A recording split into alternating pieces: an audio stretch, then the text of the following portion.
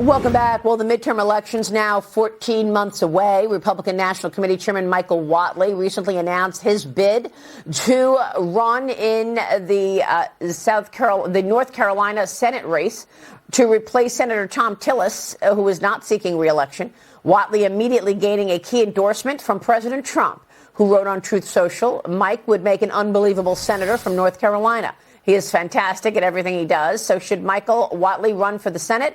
Please let this notification represent my complete and total endorsement. He will never let you down, writes President Trump.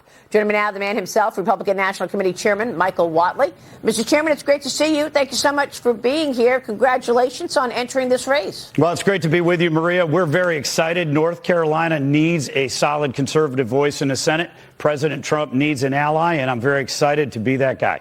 So tell me about that. What can you do to make change, affect change in North Carolina? Well, the biggest thing that we can do is have a solid, consistent, conservative voice there that's going to be fighting every day for every family, for every community across the state, and making sure that we're going to have economic policies that are going to create jobs, that we're going to have trade policies that are going to help our manufacturers and our farmers, and that North Carolina is in a position to continue to lead our national security efforts with all of our military bases, our veterans and our military communities. We're in a position to really be the tip of the spear and helping make sure that America is the strongest country on the face of the earth. And you're in a great position to really understand the backdrop here with your current job as chairman of the RNC. I know that the RNC is going to miss you once this race gets really heated up. But what's your take in terms of, broadly speaking, with the midterm elections? How are the Republicans faring? Republicans are faring great right now because President Trump and the Republicans in the House and the Senate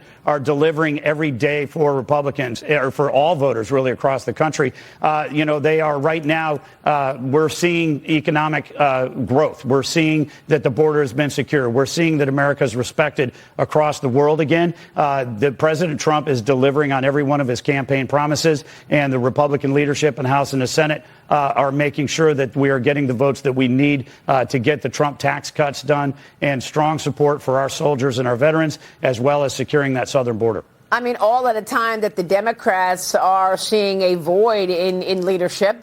Voters have taken notice. A recent Quinnipiac poll put congressional Democrats at a 19% approval rating. 19%. 72% of voters disapproving of the jobs Democrats are doing, Mr. Chairman. What do you make of what's going on the other side? Well, the Democrats have learned absolutely nothing coming out of 2024. They have doubled down on the same failed agenda that they ran on. They are right now a party of open borders, inflationary spending, and a weak America. Every single one of their leaders is turned to the left, and they are taking the party further away from Main Street America.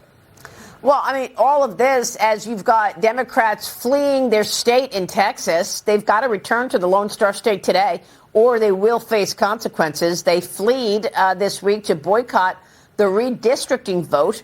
What do you make of this? The president said that the FBI may have to get involved now and arrest some of those runaway Democrats, as Greg Abbott has filed a lawsuit to remove state Democrat caucus chair Gene Wu from his seat. I spoke with Michigan Congresswoman Lisa McClain about it on Wednesday of this week. Here's what she said. Watch. They don't want to govern. They want to stall. They want to play political games. But what I say is, isn't it sad that we're even having to talk about begging lawmakers to come back and do your job? Please come back and do your job. If that happened in the private sector, the employer would grant them their wish, and they would be out of a job. So get back to work. Stop playing games, and let's govern if you truly care about democracy.